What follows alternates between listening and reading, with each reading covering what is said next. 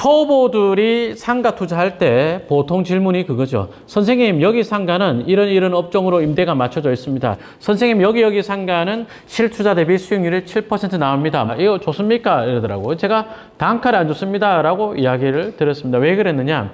여러분들 필기해 두시고 기억해 두세요. 실제로 제가 직장 다닐 때 경험했던 이야기 한번 해볼까요? 여러분들이 분양받고 나서는 들어오기로 하는 업체가 들어오지 않기로 했다. 이런 경우도 굉장히 많죠. 이 점포가 그때 당시에 1억에 400에 그러면 400만 원 월세 낼 수 있느냐? 잘 모르겠어요. 그때 당시로 초기로서는 월세 400만 원 어림도 없는 매출이 나왔습니다. 그런데 어떻게 월세 400을 분양 대행사 측에서 그렇게 계약을 할 수 있었느냐? 이런 것도 다 뭘 것 같아요. 또 혹시 관계자분 너무 화내지 마시고요. 안녕하세요. 강남역 1분 출구 1분 거리 김종렬 아카데미 원장 김종렬입니다. 이번 시간에는요, 상가 수익률만 믿고 투자해서는 낭패봅니다 하는 이야기를 드리겠습니다. 초보들이 상가 투자할 때 보통 질문이 그거죠. 선생님, 여기 상가는 이런 업종으로 임대가 맞춰져 있습니다. 실제로 제가 경험했던 이야기를 하나 하자면, 선생님, 여기 상가는 한의원으로 임대가 맞춰져 있고 대출이 얼마까지 나오고 보증금 얼마입니다. 실투자 대비 수익률이 7% 나옵니다. 그런 이야기도 들은 적이 있고요. 그리고 동탄의 어느 지식산업센터 이야기였습니다. 요쪽입니다. 이동탄 쪽에. 여기 지산의 1층 상가를 8억 5천 정도에 분양받으신 분이, 선생님, 여기는 테이크아웃 커피 전문점이 들어오기로 했었고 계약이 되어 있다고까지 했습니다. 계약이 되어 있고 보증금 얼마에 월세 350만 원입니다. 이거 좋습니까? 이러더라고요. 제가 단가를 안 좋습니다 라고 이야기를 드렸습니다. 왜 그랬느냐? 여러분들 필기해 두시고 기억해 두세요.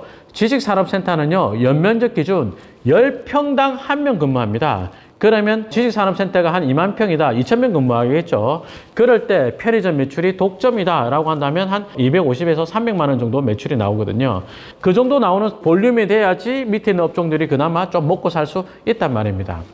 그런데 제게 질문을 주셨던 건물은 지식산업센터가 연면적이 10,000평 정도였습니다. 여기 금강 펜트리움 IT타워 이 건물은 아닌데, 여기도 보니까 어쨌든 연면적이 지하를 포함하더라도 43,000제곱미터쯤 되죠. 그러니 한 12,000~13,000평 정도밖에 되지 않죠. 그죠? 그러니까 이 자리가 그때 제가 분양받은 자리가 수강생이 분양받고 질문했던 자리 이 자리인지 아닌지 정확히 모르겠어요. 요 주변이고 규모는 저 정도였습니다. 혹시 이게 아닐 수도 있으니까 또 혹시 관계자분 너무 화내지 마시고요. 근데 아무튼 제가 드린 이야기가 그 10,000평 정도의 카페가 들어와 가지고 월세 350만 원 가능하지 않습니다 라고 했습니다. 자, 그럼 여러분들이 여기서 의문이 드실 겁니다. 그러면 아니, 그렇게 계약한 업체라든지 개인은 도대체 뭐냐 이거죠. 그죠? 네이버에서 땡땡지구 상가 수익률이라고 검색하니까 용산에 무슨 지구, 또 마곡에 무슨 지구, 은계에 무슨 지구 수익률 몇 %에 맞춰진 상가들이 있습니다 라고 광고를 합니다. 이런 데 들어가 보면 세입자가 인테리어 공사를 하고 있는 것도 되게 많죠. 이런 것도 다 뭘 것 같아요. 이거 분양사에서 또는 시행사에서 들어오는 업체가 있다. 그러면 렌트프리를 좀 일정 기간 주든지 인테리어 지원을 해주든지 밑거래, 뒷거래가 된 많은 경우가 굉장히 많이 있습니다. 굉장히 많아요. 그런 다음에 높은 임대가 맞춰져 있으니까 그 임대료를 가지고 역산해 가지고 분양하려고 하는 것들이 되게 많고, 그리고 여러분들이 분양받고 나서는 들어오기로 하는 업체가 들어오지 않기로 했다. 이런 경우도 굉장히 많죠. 실제로 제가 직장 다닐 때 경험했던 이야기 한번 해볼까요? 당연히 제가 눈속임을 하는데 관여한 건 아닌데, 여기 보면은 GS15 편의점이 있습니다. GS15 동탄 세림점입니다. 이 점포가 그때 당시에 1억에 400에 임대를 한 것으로 알고 있습니다. 우리 회사는 여기 임차인한테 GS15를 차려주는 역할을 한 거죠.